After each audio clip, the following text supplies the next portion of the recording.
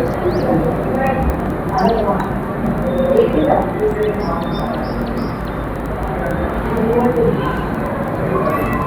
याला आयुर्वेदामध्ये अग्निकर्म असे म्हणतात. ॲक्च्युली सर्वायकल स्पॉन्डायलिसिस किंवा लंबार स्पॉन्डायलिसिस या दोन्हीमध्ये मानेची किंवा कमरेची जर नस दबत असेल तर यामध्ये याचा खूप छान असा इफेक्ट पेशंटवर दिसून येतो.